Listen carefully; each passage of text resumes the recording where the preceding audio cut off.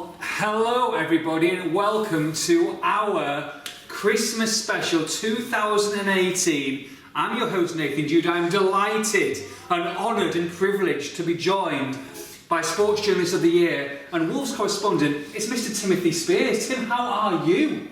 What are we doing? What are we doing? Well, last year we were in Elf and Santa Claus. By popular demand, the peeps had asked us to do another Christmas special, but with a twist.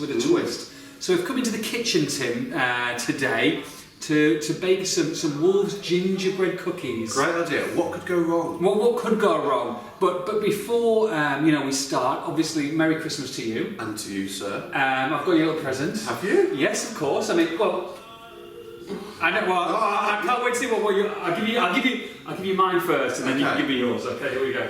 Ready?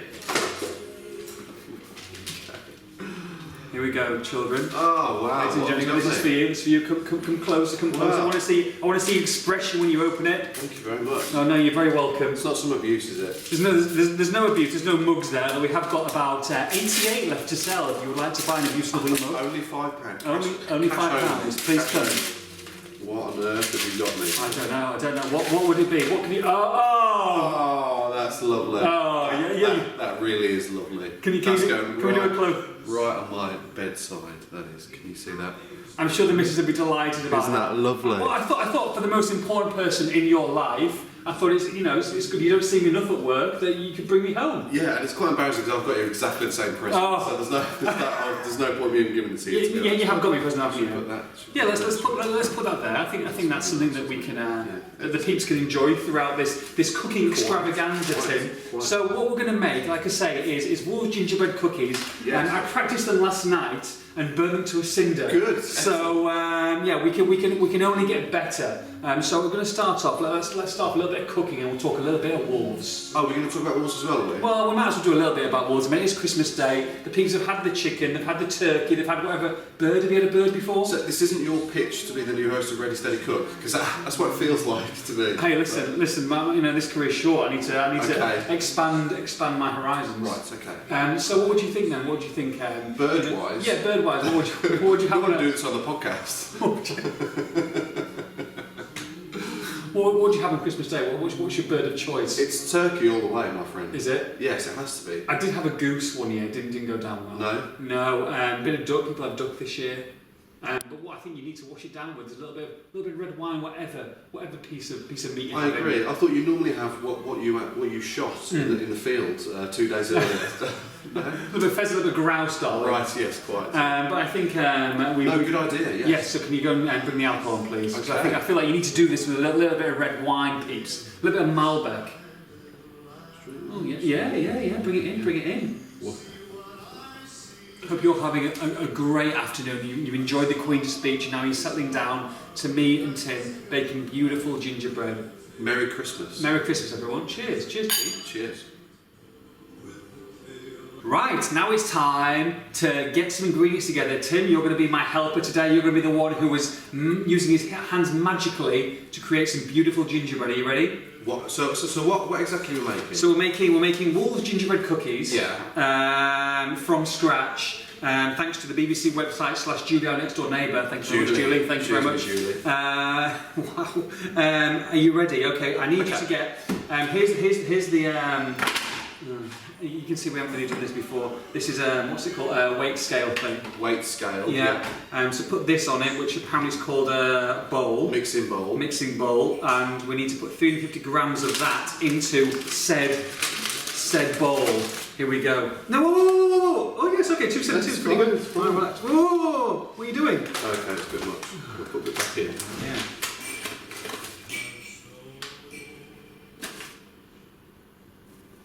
Okay, perfect. Okay, lovely. Such a I can't say that word. Okay, there we go. Okay, here we go. Right, okay. Now we need to add in, here we go, 1 tablespoon of bicarbonate soda. There you go, delicious. Okay. Apparently this does things to it that a normal normal things. Doesn't smell of anything. How much? One tablespoon. Yeah, well, that's heat. That's heat. That's wow. fine. That's fine. Okay, that's fine. And we also need to do 1 teaspoon of cinnamon. I think. Yes. Yeah. Yes, 1 teaspoon of cinnamon. 1 teaspoon of cinnamon, children. That's fine. It's fine. It's fine. Yep. And 2 teaspoons of ground ginger. Teaspoons, Tim. Teaspoons. That's teaspoon. Yeah. Okay. Okay. And then we need to put it into a bowl, and we're going to put it into the food processor. It's going to mix all together.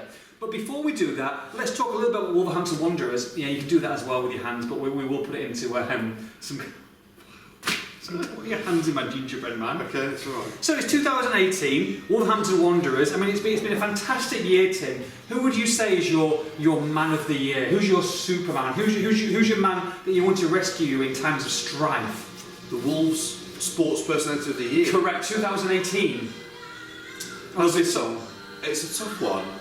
Man of the Year. Man of the year. It's probably Connor Cody, just about. And what a man, Tim. What a man. What a transformation. A leader. In more ways than one, on and off the pitch. Really came to the fore during the second half of last season, of course. Was captain for most of that time, wasn't he?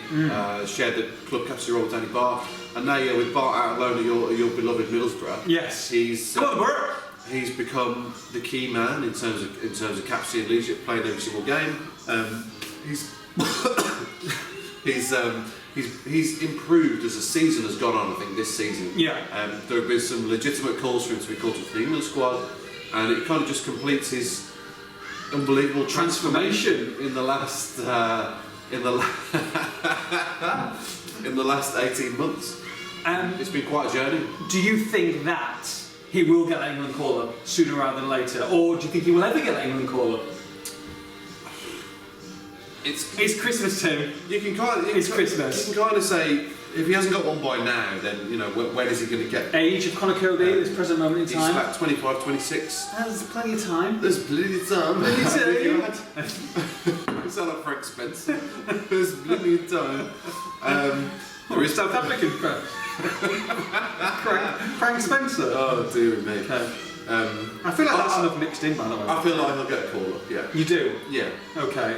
But if he carries on this team and a team in the top half of the Premier League this fall, then he'll get a call up. Have Wolves got to carry on this excellent run of form and keep in that top half of the table for him to get a call up, or does it not? Is Wolves' form irrelevant and it's more just individual on an individual basis? I think with someone like Southgate, it doesn't really matter which team you play for, and he'll be called up on merit. So I don't think that. It obviously helps. But in Southgate's eyes, I don't think it matters. Okay. I mean, I remember he was there for that first game of the season against Everton, wasn't it? It wasn't the best game to go and see Connor Cody. I would have thought, a lot of the Wolves fans were a bit panicky. Do you think that maybe just put him down, down the back of the queue? Southgate I believe he's got a Sky Sports subscription.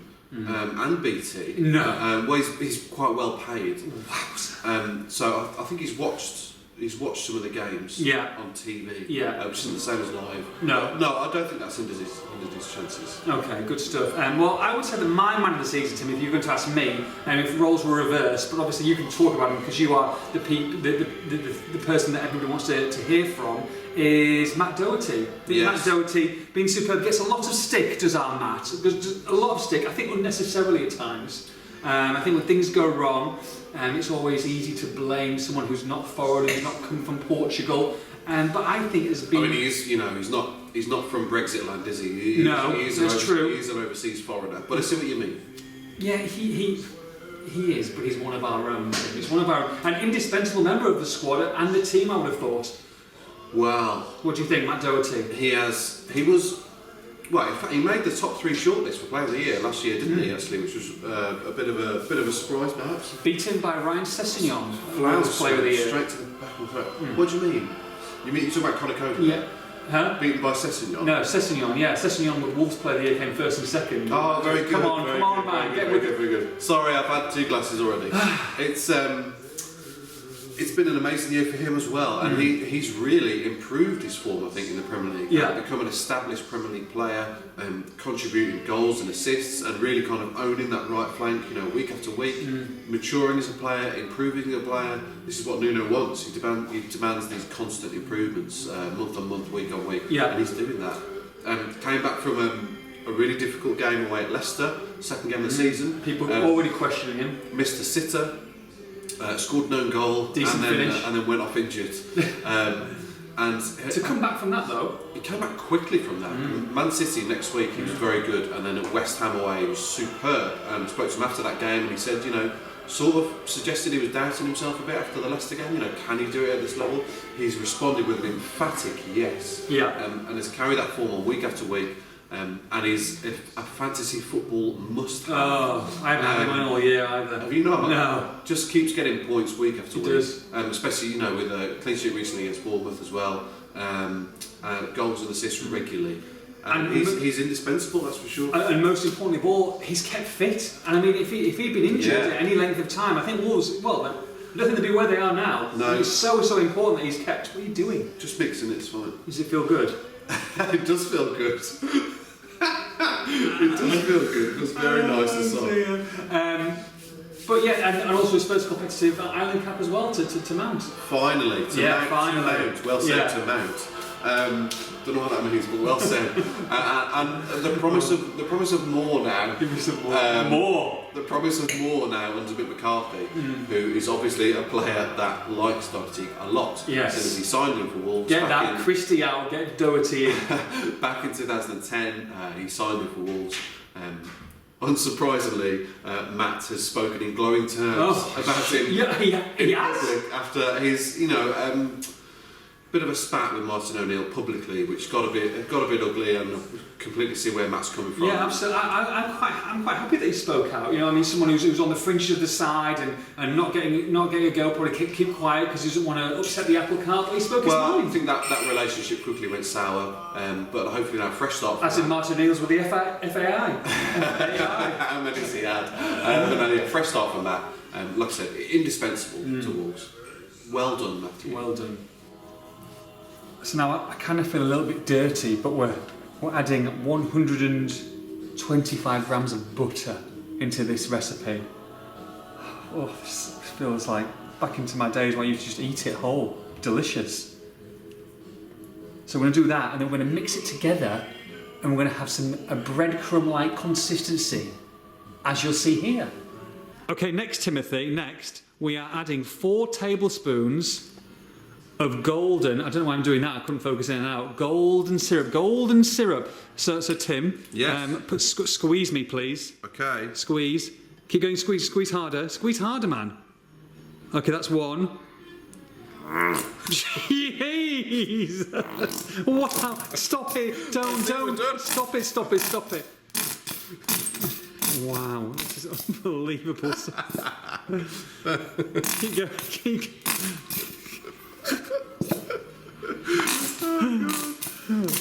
Alright, that'll do, right.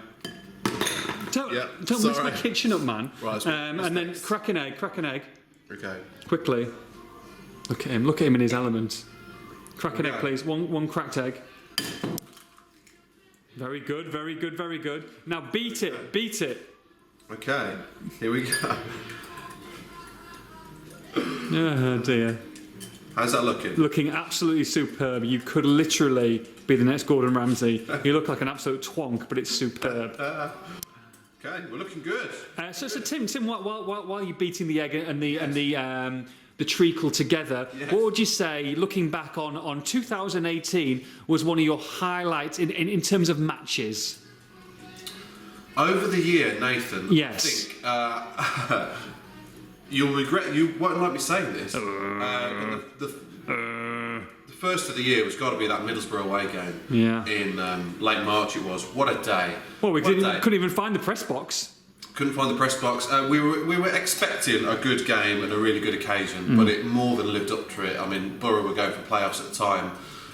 Wolves really needed the win to stay ahead of the chasing pack, and went down to 9 men despite taking early leads. And then Dirty Wolves. it got very, very fractured. Neves and Doherty both sent off. Deservedly, probably as well. The kind of Stuart Atwell, referee, you might remember that day, and it all kind of descended into a proper backs to the wall, grind it out win. I mean, they were throwing their bodies at the ball, literally. Bolly and Cody, Bennett, they all took one for the team that day. John Ruddy as well. It was phenomenal defending, and they just about saw it through. Borough got one goal back in injury time, but the celebrations at full time were very, very special. Those that made the long journey north were rewarded. Nuno running onto the pitch, of course, for the first time in a couple of weeks. More of that to come later, I'm sure. Roman Sainz lying dead on the turf. What a shift. He put in a really good shift, as Mick McCarthy would say. So, a famous day. Anyone who was there will never forget it. And Wolves' first win at Middlesbrough since 1951, of course. So they ended one of many hoodoos last season with that one. So we've added the mixture together and we've used the food processor. This is a food processor to blend the ingredients together. So we're going to put that down. This is what you are left with, peeps. Some kind of delicious goo that actually tastes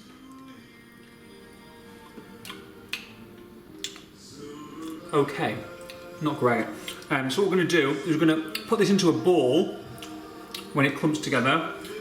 And then what we're going to do is we're going to put it into the fridge, wrap it in cling film, and leave it to chill for 10 minutes. 10 minutes. I'm going to go to the fridge. Don't look in my fridge, please. This is in cling film, by the way. Crap. And here's one that we maybe prepared earlier. So Timothy, could you please put some flour on your baton, please? Let's do this. Let's do this. Bit of flour. A little bit of flour, please. Yeah, you've got to do some sort of flour situation. Yeah, there you go. Oh yeah. That's not the first time he's done that. Incredible scenes, right? No, that's enough. Sure. Right, yeah. Now start flattening the material that we have here. Okay. A little bit more flattening. We've done a little bit to start us off. No. Rolling. Keep rolling. Not Christmas songs.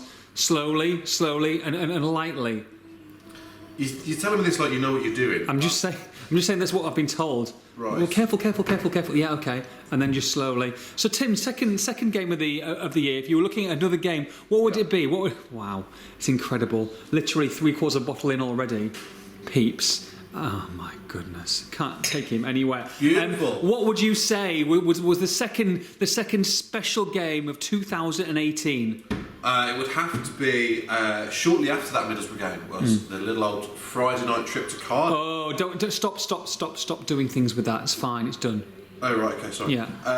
Friday night trip to Cardiff, which was an unforgettable day, of course, to anybody who was there. It was effectively a title decider. Wolves, in recent years, big games, they've tended not to produce the goods, but under Nuno things are completely different. And what a day it was. You had a special from Ruben Neves, one of 6 goals he scored from outside the box, 6 wonder goals that season. That was an unforgettable free kick. And then, last minute, 2 penalties awarded by Mike Dean to Cardiff. First one saved by Big John Ruddy. Oh, Big John. And then the second one from Julian Hoylett, smacked against the crossbar, and nobody could believe what they were watching. It was, honestly, it's such a rare occurrence in English football, let alone for Wolves, to have a finish like that. Everyone who was there said they'd never seen anything like it in their lives.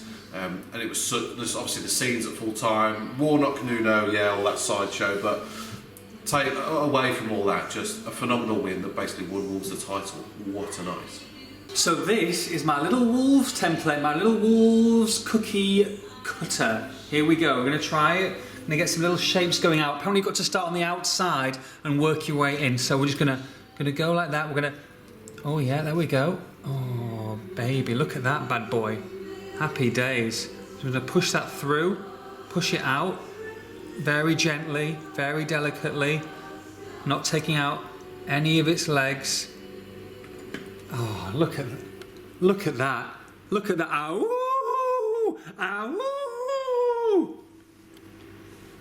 So we're going to do that all the way around the pastry, one after the other. There we go.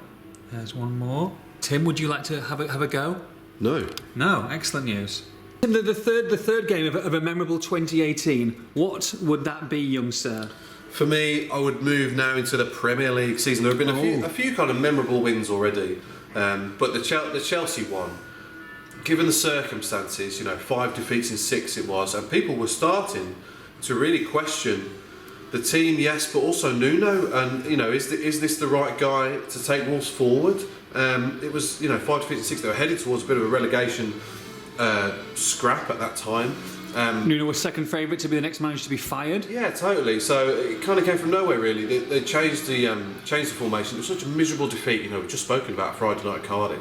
The polar opposite this season, a really poor 2-1 defeat at Cardiff. Players low on confidence, and then for the Chelsea game, he changed formation. He gave Morgan Gibbs-White his first Premier League start of the season.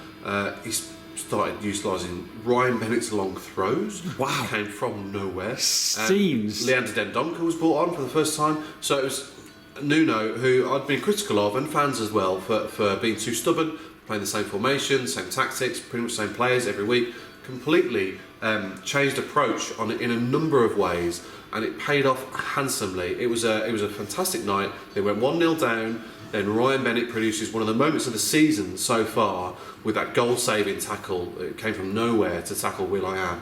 Wow. Just as he's about to score. And then second half, 2 goals in 4 minutes. A phenomenal turnaround. Diogo Jota, not scored all season as well, so there's another narrative. And there he is at back post with his first of the campaign.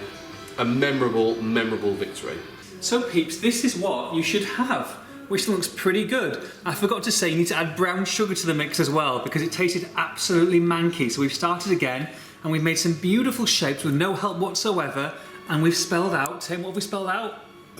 So Wolves? Wow, Wolves. So hopefully what you need to do now is put this into the oven at 180 degrees for 10 minutes, 10 little minutes. I'm seeing double, to be honest. We've got 2 W's, 2 O's, 2 L's, 2 V's. Wow. I don't know what you're going to do in 10 minutes. What can you do in 10 minutes? Another bottle? Yeah, at least. Okay, here we go.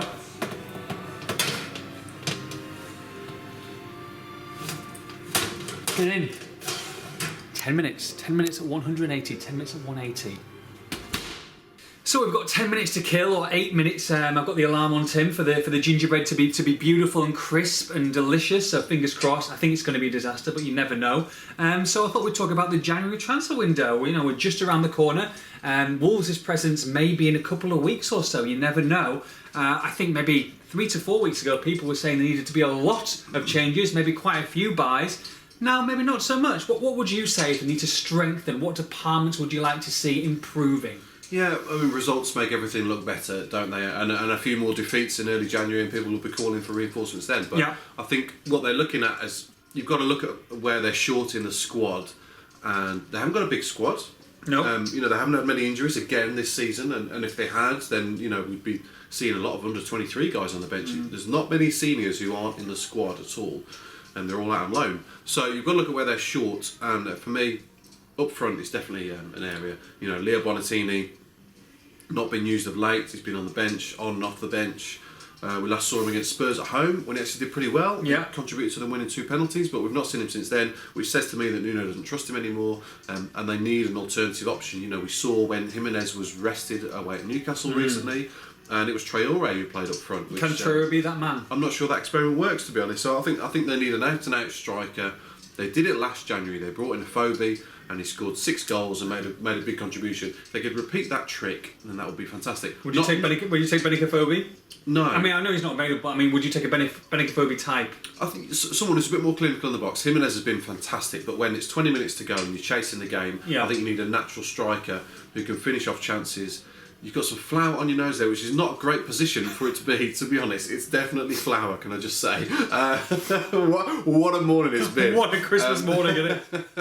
Goodness me. So they need an option, because Jimenez has taken on an awful lot of workload in the first half of the season. He needs a bit of help. He doesn't need a replacement. I think he's fantastic. I think he's phenomenal, but he needs some help. So you're looking at a different type of forward then. If you think he doesn't need a replacement, you maybe someone who's in the 6-yard box, a bit of a goal poacher. Yeah, exactly. They've got Traore who can come on and stretch the play. But they need someone who can finish these chances off in and around the box. Someone who knows the league well, maybe perhaps, I don't know, like a Jermaine Defoe type? Someone like that? No? Someone with a bit of Premier League experience who knows where the back of the net is? Or would you look for someone, maybe a youngster and someone who could be a really big signing and get him on loan with a view to buy? Because that's normally the avenue they've gone down recently. Well, the avenue they tend to go down is overseas and get a loan signing in. Somebody who can find the back of the net would be ideal. Yeah, a loan until the end of the season. That's the way they've tended to do it, with an option to buy it if things go well. So I'm sure that they're looking at targets and that they'll be trying to sign someone in January. Any other departments? So striker, you say, would be the main one they'd look to improve on. Where else, if you could, would you say the fullbacks again? We talked about the whole Zinchenko saga to death. Would they be looking at someone to get in a fullback, another fullback as cover? Ruben Vinagre came in and did well recently when Johnny was out, but you wonder what would happen if Matt Doherty was injured. They'd probably move Johnny over there and Vinagre to the left, but after that you're down to the bare bones in terms of Ryan right backs. Giles, aren't you? Well, yeah. Not bare bones. Bare bones is harsh, yeah. You're down to Ryan Giles, Oscar Bo Rasmussen and even Dominic Iorfa. So if they think these guys are good enough, great. If not, they need to go out and buy or bring in a wing back as cover for me, although I've been saying that for about a year and they haven't done it. And they've got away with it, so not a problem. But the one area that they probably really do need to strengthen is centre half, because they've got Dendoncker now classed as a midfielder, I think, and Sace midfielder as well. If Bennett was to be suspended, or Cody was to be suspended, or Bolly was to be suspended, then they're short at the back. They've only got Courtney Hawes really as natural cover. So I think they need a centre half to bolster that area of the squad. Are we thinking about loans here, or do you think there is a little bit of money in the kitty to spend if they need it? And if so, would they sell a couple of players? Well, you can see a couple of outgoings, or would it just be incomings? I don't think they'll sell anybody, and I don't think there's a huge amount of money knocking around. They spent an awful lot last summer. They've already committed to spending 12 million next summer, which would be 81 million if you add those two together, not including the Afobe deal, obviously. So they've spent a lot of money. I don't think there's a huge kitty, but equally they've made such a good start to the season that they don't need to go out and spend a lot of money. They will only bring someone in if the price is right, as Brucey would say. Absolutely. So they don't have to. So they've shown they can get through the first half of the season with the squad that they've got. If they can make an additional or two, great. But if the deal is not right, they won't do it. We saw with the two signings they made late on in the summer, Dendoncker, Traore. Yes. Were they brought in to bolster the squad? Perhaps. £30 million, neither of them have made force their way into this team. No. So I don't think they'll be making that mistake again. Well, you talk about £30 million have been spent. Raul Jimenez is around 30 million quid. Could they sign a pre-contract agreement with him? You know, he's obviously impressed, obviously been way and beyond what they thought he could do. I think he's impressed all of us. And people are saying that he maybe is worth his fee now, so should maybe sign a pre-contract agreement and stop people the vultures coming in at the end of the season if he continues to do what he's doing. If you double the goals and assists he's got already, then he'll 10 goals. He'll hit 10 goals and 10 assists by the end of the season, which is a phenomenal turnaround and is worth £30 million. So whether they'll do that now or not, I mean they did it with Jota last January, but I think that was more from a finances and accounts point of view to get him in January and whatever. I think the way it's going, they'll sign him and it'll be in the summer. Ooh, Christmas Day exclusive peeps. Ish. Prediction. The moment of truth. The alarm has gone off. Let's see if the proof is in the pudding.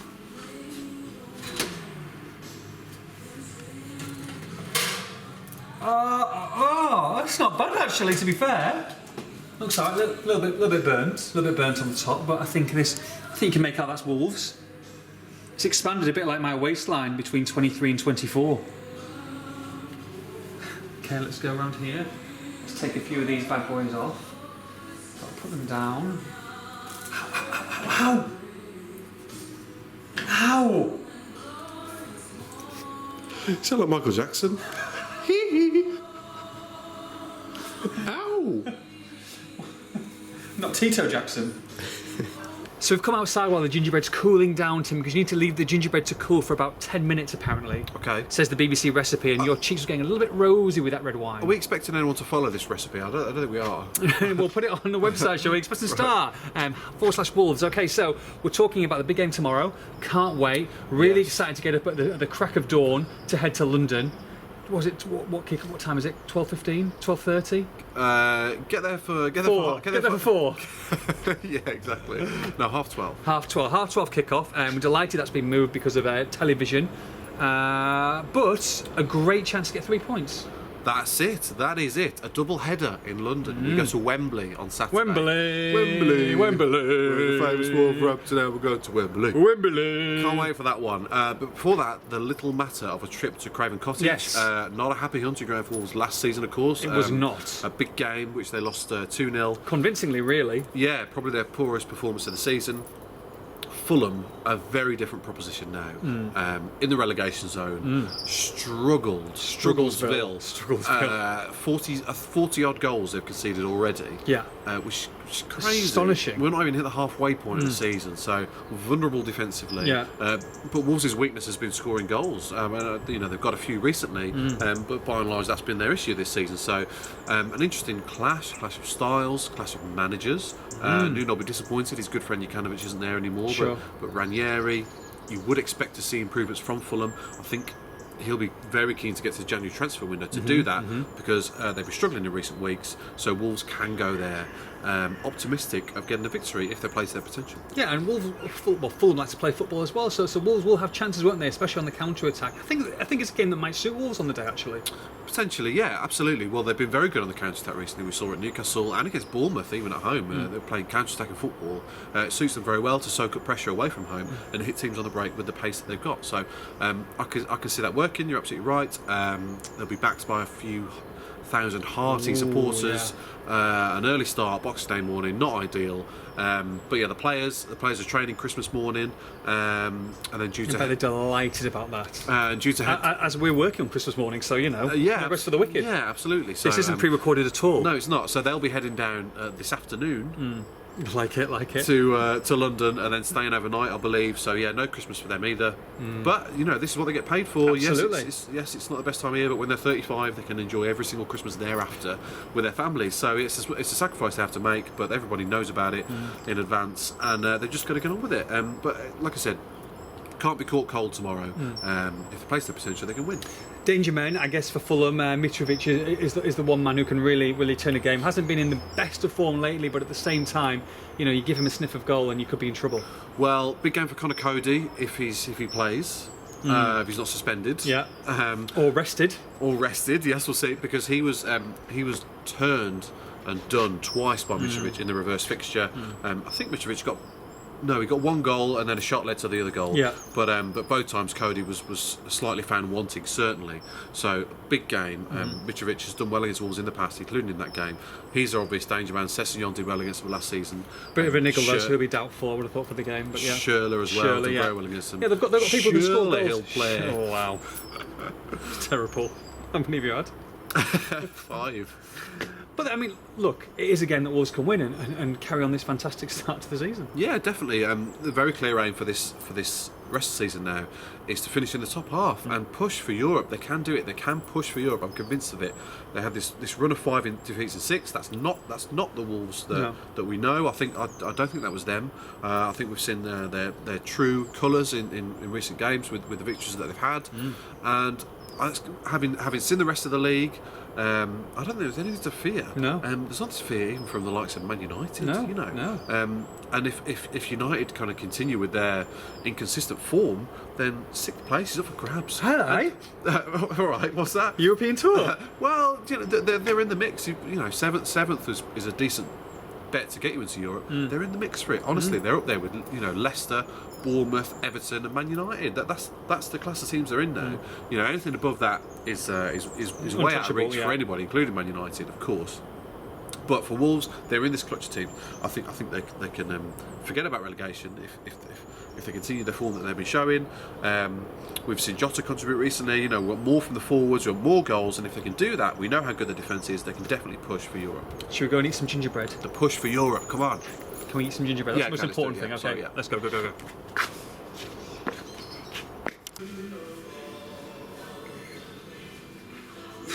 Well, that wasn't much effort at all, was it? Piece of cake. Yeah, absolutely. Literally, almost a piece of cake. I mean, literally call us Mary Berry. I mean, was Mary Berry? How many have you had? Merry Christmas, everybody. Merry Christmas. Oh, one second. Stop the shot. Keep it going. What? What was we supposed to talk about? Just general.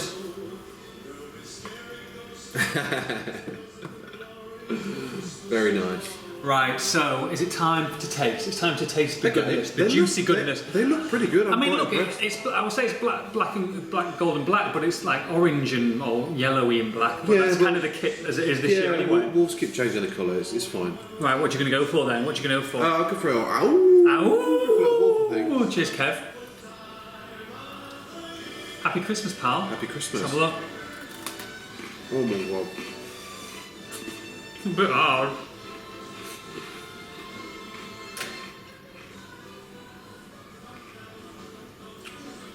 Delicious. That's not that bad. No, it's not terrible. I've had worse. I've definitely had worse. So, comes the end of our Christmas special. Thank you very much for watching. If you've lasted the distance, then fair play. Must be boring in your household today.